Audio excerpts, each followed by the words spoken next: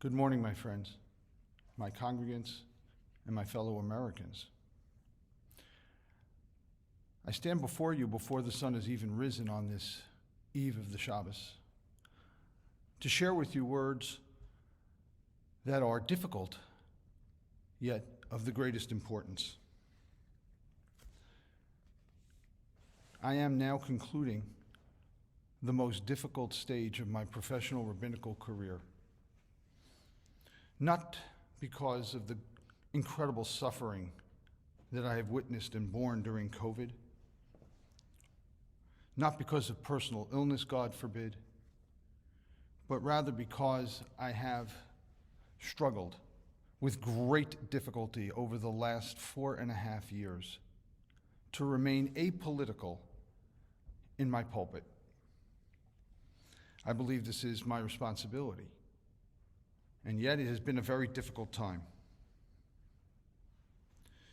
As we begin the very long road to national redemption, I come not to place blame, only to diagnose a national illness and its treatment. Our nation suffers from an illness that I call cancer of the wings. We have a left and we have a right.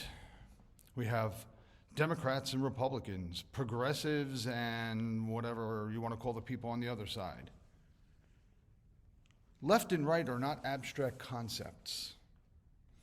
It is not possible for us to pay attention to and be loyal to one arm, one wing, one side of our political spectrum at the expense of the other. Left and right are not abstract concepts. They describe opposing limbs attached to a single body politic, indivisible. I'd like to share with you a Torah thought that sheds light upon my remarks. Our rabbis tell us that Ilu lo hotzi HaKadosh Baruch Hu, if God had not taken the Jewish people out of Egypt at the moment that God did, we would have never been able to leave.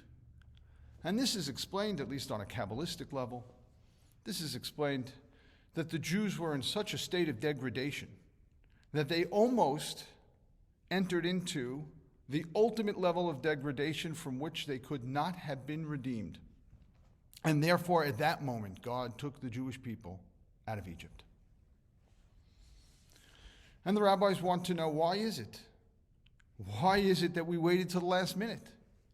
God, you could have taken us out so much sooner. Why wait until the deterioration was near absolute?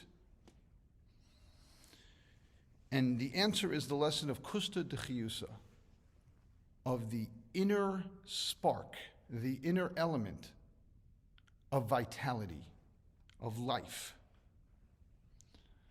The seed of any plant can only grow once the coat has rotted away. God wished to teach us the lesson that in our moments of great degradation, we need to have faith that there is an inner vitality to our people that will allow it to survive and to once again thrive. It is not any sort of stretch to view the last 5 years in our country as a time of rotting across the American political spectrum. Do the particulars really matter right now? When both arms of our republic are fostering disdain of our indivisible body politic? If there is cancer in the arms, there is cancer in the body. When politics have become as uncivil as a riotous crowd at a soccer match between enemy nations, complete with offensive chants, brawls, and openly stated desires to harm the other team's fans.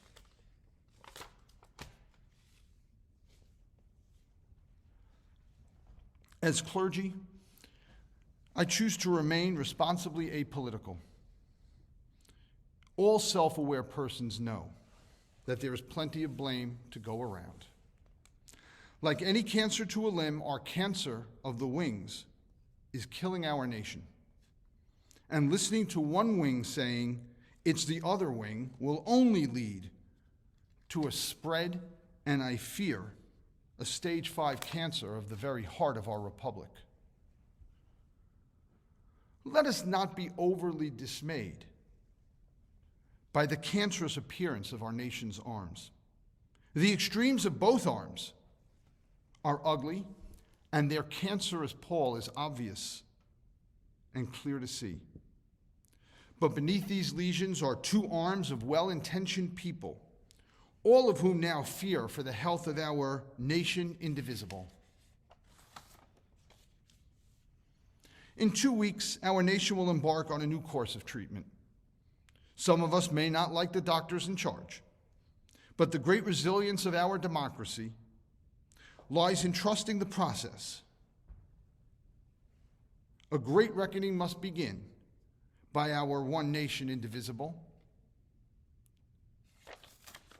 Let us start to grow anew from the seeds planted by our founding fathers, lest we fall into the ultimate depths of civil depravity from which there is no return.